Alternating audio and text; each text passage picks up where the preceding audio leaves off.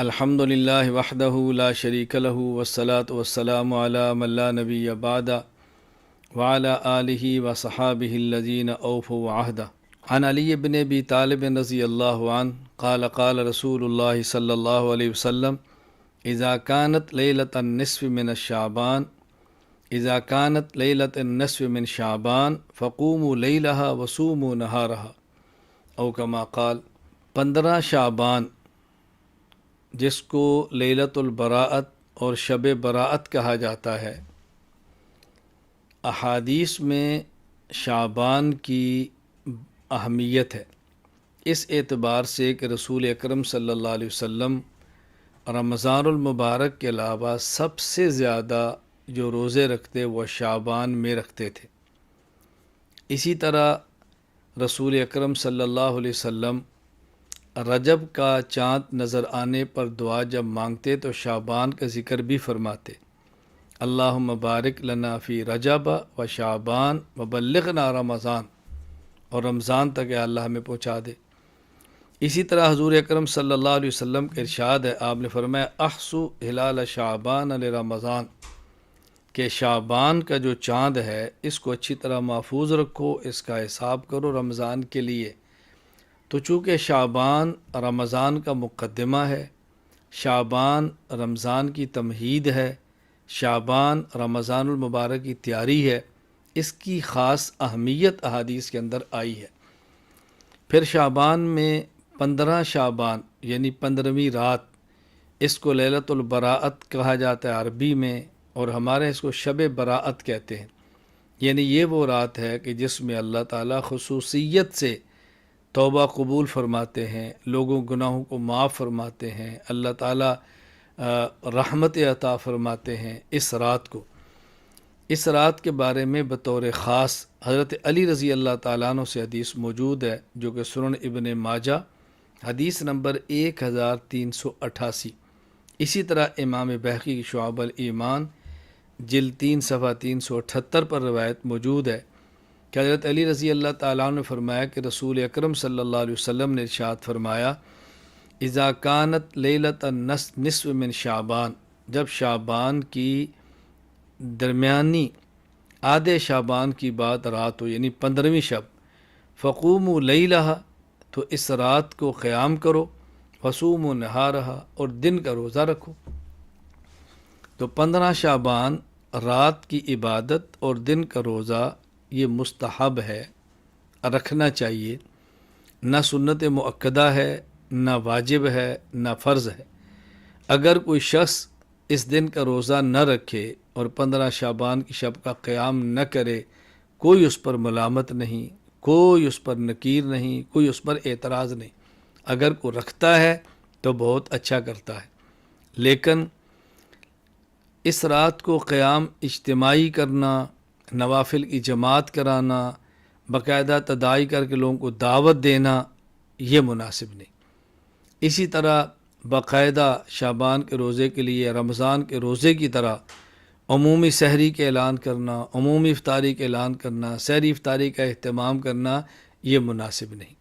یہ عبادت ہے، اجتماعی نہیں، انفرادی ہے، فرض واجب سنت مؤکدہ نہیں، بلکہ زیادہ سے زیادہ مستحب کے درجے میں ہے۔ اگر کوئی کرتا ہے تو بہت اچھی بات ہے۔ ہمارے بہت سارے مشائخ سے اس رات کا قیام بھی ثابت ہے، رات کی اہمیت کے پیش نظر عبادت بھی ثابت ہے۔ اللہ تعالیٰ توفیق عطا فرمائے تو کرنی چاہیے۔ ہاں، ایک بات کا بطور خاص خیال رکھیں کہ بعض لوگ وہ ہیں جن کے بارے میں رسول اکرم صلی اللہ علیہ وسلم کا ارشاد ہے کہ ان کی اس رات بھی مغفرت نہیں ہوتی۔ ہمیں اس سے بچنا ہے کہ ہم اس فہرست کے اندر شامل نہ ہوں۔ یہ حدیث شعب الایمان للبیہقی کے اندر موجود ہے، حدیث نمبر 3556۔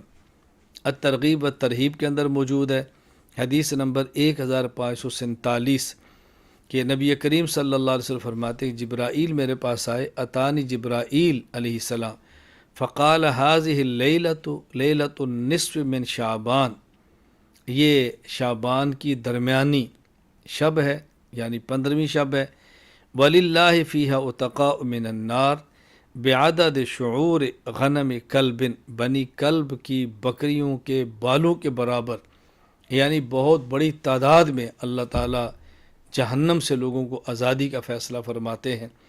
لیکن لا ينظر اللہ فیہا الی مشرک و الی مشاجح ولا الی قاطع رحم ولا الی مسبل ولا الی عاقل لوالدی ولا الی مدمن خمر۔ یہ 6 لوگ ایسے ہیں کہ جن کی طرف اللہ تعالیٰ رحمت کی نظر سے نہیں دیکھتے۔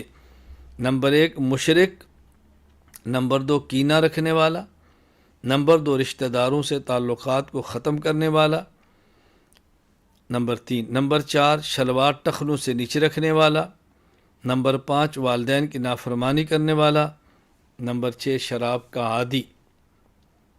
اللہ تعالی ہماری حفاظت فرمائے۔ کس قدر افسوس کی بات ہے، کس قدر دکھ کی بات ہے، محرومی کی بات ہے کہ اس رات بھی انسان اللہ تعالیٰ کی نظر رحمت سے محروم ہو جائے اور انسان کی مغفرت نہ ہو سکے۔ اس لیے ہمیں اہتمام کرنا ہے، ہم شرک سے توبہ کریں، کینے اور بغض سے توبہ کریں، قطع تعلق سے توبہ کریں، شلوار ٹخنے نیچے رکھنے سے توبہ کریں، والدین کی نافرمانی کرنے سے توبہ کریں، شراب پینے سے توبہ کریں۔ اگر کوئی شخص اس گناہ کے اندر ملوث ہے، توبہ کر لے، آئندہ اس گناہ کو نہ کرنے کا فیصلہ کر لے، سچی پکی توبہ کرے۔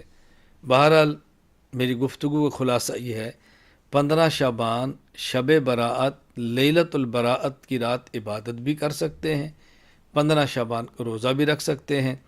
نہ تو اجتماعی عبادات کا اہتمام کریں، اجتماعی کا معنی کہ باقاعدہ اعلان کریں، تداعی کریں، اشتہار چھپا کے جمع کریں، انفرادی عبادت ہے۔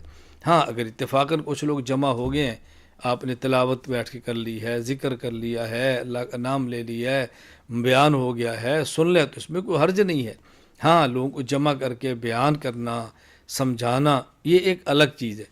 تو عبادت کرنے میں حرج نہیں ہے، مستحب ہے، کرنی چاہیے، لیکن اس کو ضروری نہ سمجھیں، خاص کھانے نہ پکائیں، اور جو عبادت کا اہتمام نہیں کرتا اس کو مجرم نہ سمجھیں، غلط نگاہ سے نہ دیکھیں، اور توبہ کا بہت زیادہ اہتمام کریں۔ اللہ تعالی ہمیں اس رات کا اہتمام، اللہ تعالیٰ اس رات کی عبادت، اس رات کا قیام کرنے کی توفیق دے، اور اللہ تعالیٰ 15 شعبان کے روزے کی توفیق عطا فرمائے۔